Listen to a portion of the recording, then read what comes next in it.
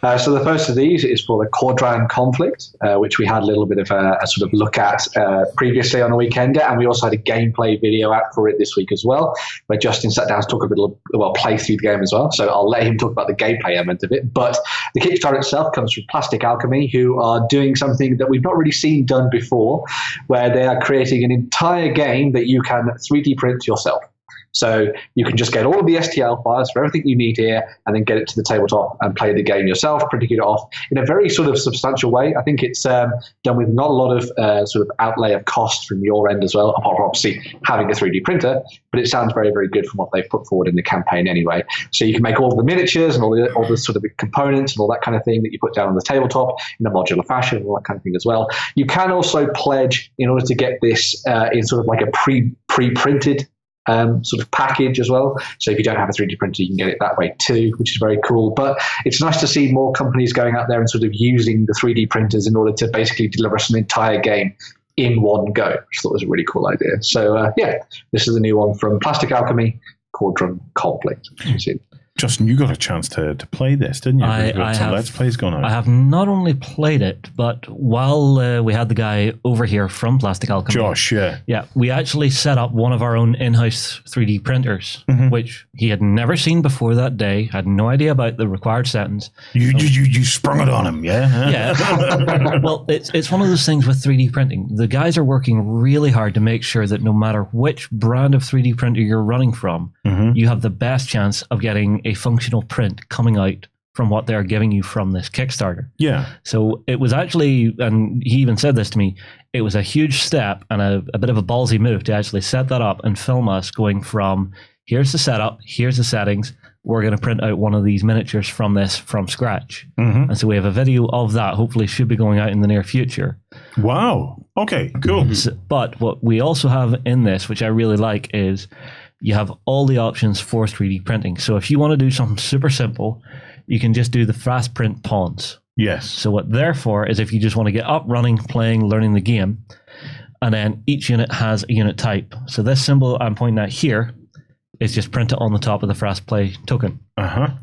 You can do it via FDM. Oh, the fast print pawns, that's that blue thing at the bottom end. Yes, right. Okay. So it's got the unit type symbol on it. Yeah. Okay. So then you have the FDM FDM two-part assembly, which the guys do recommend you do two colors because it looks nicer if you don't want to have to actually start priming, painting, stuff like that. Yeah. And then you've got the resin miniatures, which are, if you've got a resin bath, they do a full miniature as well as the split two-part. Right. So like I said, these guys are not doing half measures. They are going as good as they can to make sure you can get a print out and get the game functioning. See, what I'm enjoying about this is the potential that this offers, right? You know, I like the idea of almost subscribing to a war game, right? And that war game expanding as we go, and then all I have to do is just opt to print what I want. And I'm printing it out and I'm playing with it. This was something that I actually said to Jerry about earlier on. It's an interesting, because usually when you go on a Kickstarter, you buy a board game, you are paying for a company to print this game and send it to you. Whereas this, you're paying for the right to print it yourself, and you can print it as many times as you want. And it's interesting seeing that, like, the base cost for this is like £29 sterling, I think, for UK.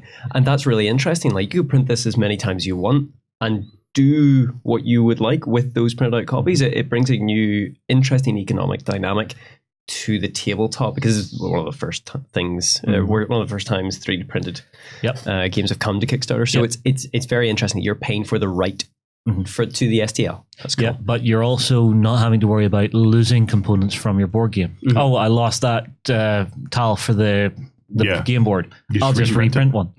And they are doing sort of a hybrid thing with this as well, because you do have the option to get some physical assets like your game board, your cards, things like that. And then you can take your time, so print out those fast play tokens to begin with, and then start printing all the additional components around it. Yeah. So you're not just going, I have to be good at 3D printing. There is a chance to step up. But think about this. Think about where this is headed, right? Wizards of the Coast. They launch a new campaign of some new monsters that you meet down the dungeon. You just print them. You just print them, and then you sit and you play with your mates. Games Workshop, right? They release their new annihilator, obliterator squad. Mm-hmm. And you look at it and you say, yeah, that suits my meta. I'm going to have that. Mm-hmm. And you just print it. Yep. There was a Kickstarter campaign, I think it was a couple of weeks ago, and it was called The Lost Adventures. And their premise was that they were delivering you all of the 3D print files for you to make your heroes, your monsters for every single encounter that you will face during that campaign they laid out. And you had like terrain elements and all that kind of thing. They then sent you things like boards and the books and stuff that you needed. But then everything else you got was just 3D printed at home. And effectively it was an entire, I think it was level 1 through 5 campaign that you got in as just a set of 3D printable stuff. So people are doing it in that sense for the role-playing thing. But obviously, if a bigger company took it up, as you say, that could be really interesting to see where they go with that. So also, like, I'm no tree hugger. Well, that's a lie. I have hugged a tree. I've hugged a tree. Now, is this to hold you up? No, that was a lamppost. The tree was because I'd heard that hugging trees make you feel better, so I thought I'll give a tree a hug, a big old oak. But anyway, so yes, I am a tree hugger, okay? But I do care about the environment to some extent. To some extent, I care about it a lot. I care about it for my future seed that I have spawned into this world.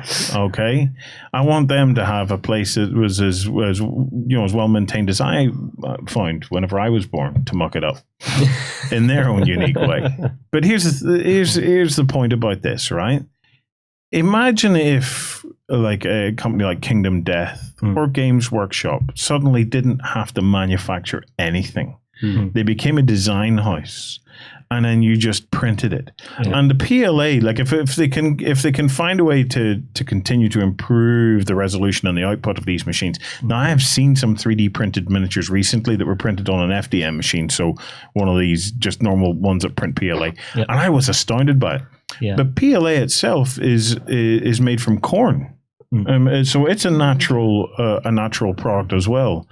So, I think the environmental impact that this could have on our hobby would be absolutely huge. The transportation costs would go down. Operation costs would go down. Your carbon footprint drops off. Yeah, massively. And then the material that you're actually printing with is an organic material as well. So like in games, like in music, like in books, at what point does war games become... Digital distribution companies. Yeah. Now, there is one thing that also happens within the gameplay of this game that I quite like. Yeah. You come to the table with your opponent. You don't know what your scenario is until you're at the table, and you don't start building your forces until you've picked your scenario. And you're doing this directly across from your opponent. So if tactically you can actually sit and look and sort of plan your strategies as soon as you're there and saying, okay, I know this faction likes to do that. So I have this faction, so what's the best way to actually build from this? So for competitive play, you could have a lot of fun with this. Well, it is 26 days left to go. Definitely go and check out the Kordran conflict. It's a very, very interesting project that the guys have put together.